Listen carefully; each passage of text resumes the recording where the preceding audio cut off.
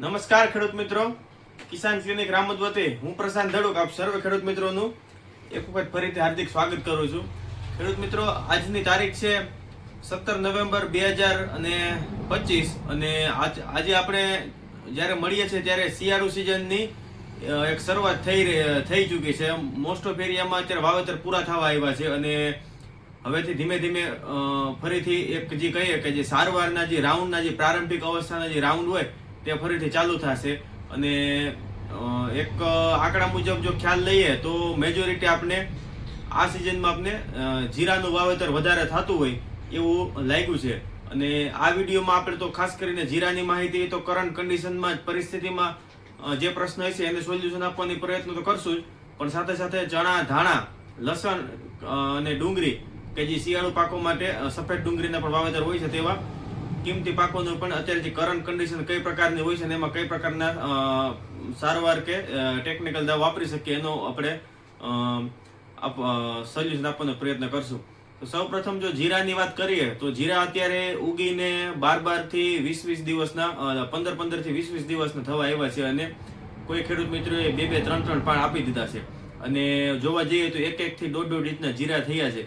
તો આવી અવસ્થામાં કોઈ ખેડૂત મિત્રોનો એક પ્રશ્ન હોય કે વધનો પ્રશ્ન હોય કે ઉગતા આવે જીરું સીધું આમ થોડુંક આમ ગ્રોથે અને નરવાએ ચડી જવું જોઈએ.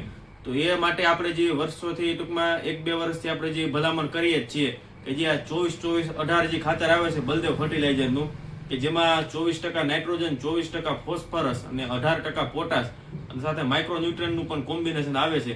તો જેનો ઉપયોગ આપણે પંપે 40 ml રાખીને જો શરૂઆતી ઉપયોગ કર્યો હોય તો એક સમાન એક કહેવા જઈએ તો યુરિયા ખાતરની એક પૂર્તિ પાડે એવી આ જબરજસ્ત ટેકનિકલ વસ્તુ છે.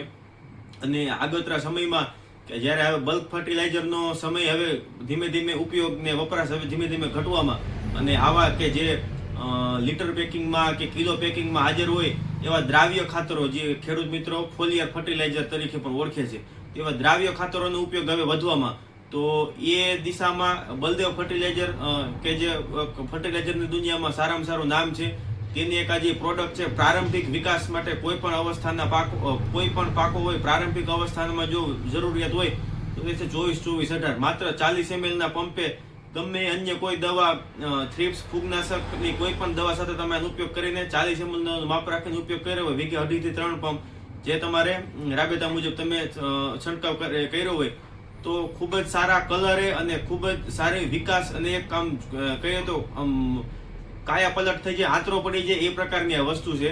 તો 24-24-18 નો કોઈ પણ પ્રારંભિક અવસ્થાનો પાક હોય, પાક અટકીને ટૂંકમાં વિકસતો હોય તો 24-24-18 નો 40 ml પ્રતિ પંપે એક વખત અચૂક ને અચૂક છંટકાવ કરવો જોઈએ.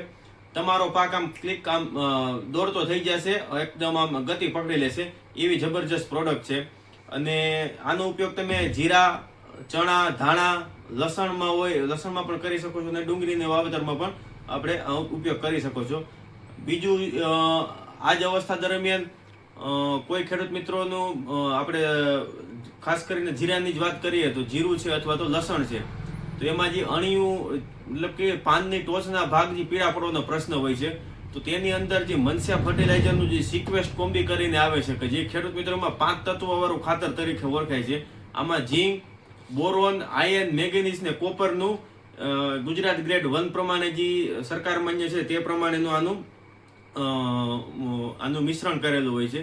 અને ખૂબ જ સરસ પ્રારંભિક અવસ્થામાં કલરો રાખી જીરાના પાક છે કે લસણનો પાક હોય તેમાં કલર જાળવી રાખવાનું ખૂબ જ સારામાં સારું આ કામ કરે છે.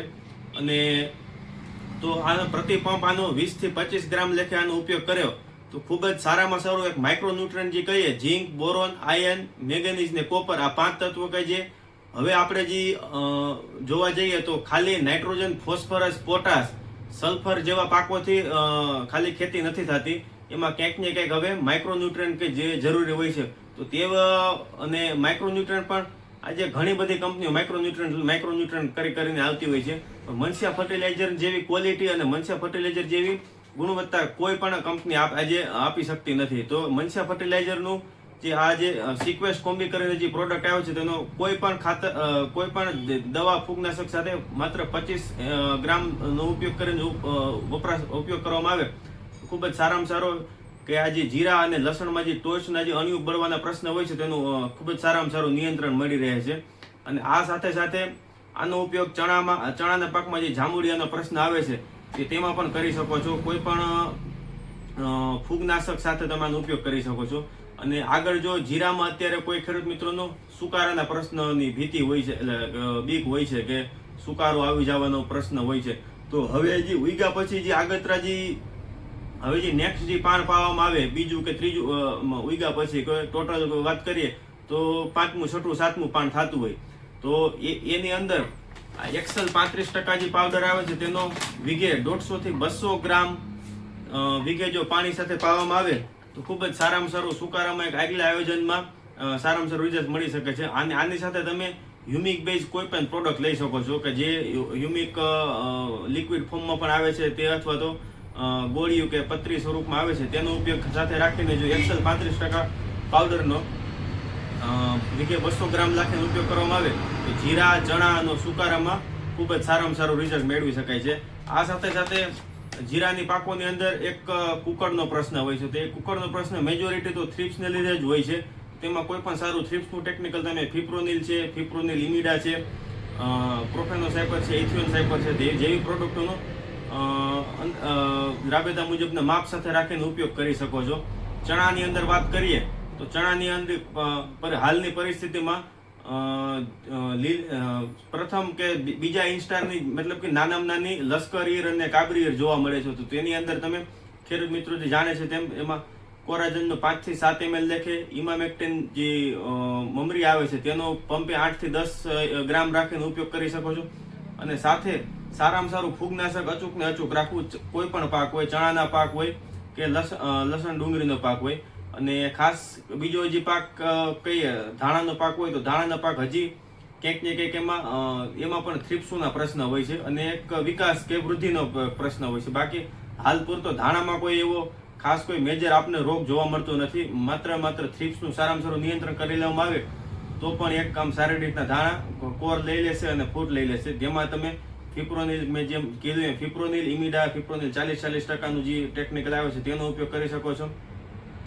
અને લસણની વાત કરીએ ખાસ તો લસણમાં જો કે માઇક્રોન્યુટ્રિયન્ટ, લસણનો પાક જે છે એ માઇક્રોન્યુટ્રિયન્ટ માગી લેતો એક પાક છે. તો તેની અંદર સિક્વેસ્ટ કોમ્બીનો લસણ 25 થી 30 દિવસનું થાય તેના પછી 15 દિવસના ગાળે અચૂક ને અચૂક સિક્વેસ્ટ કોમ્બીના 2 રાઉન્ડ 25 ગ્રામ પ્રતિ પંપ લેખે અચૂક ને અચૂક કરવા જોઈએ. તો આજના વિડીયો માટે આટલું જ. કરંટ કન્ડિશન પ્રમાણે આશા રાખીએ કે આ વિડીયો તમને ખૂબ જ માહિતીસભર થાય. વધુ માહિતી માટે જોડાયેલા રહો. કિસાન ક્લિનિક રામોદ. મારો નંબર છે 9624 03359.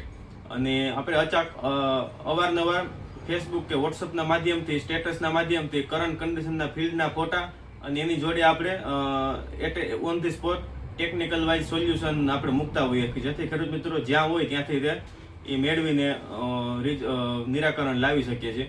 તો એવી આપણે સોશિયલ મીડિયાના માધ્યમથી આપણે આવો પ્રયત્ન હોય છે કે ખેડૂતો સુધી સચોટ દવા પહોંચે, જરૂરી હોય એટલી પહોંચે અને ટાઈમલી પહોંચે. બસ આજના વિડીયો માટે આટલું. જય ભારત, અસ્તુ.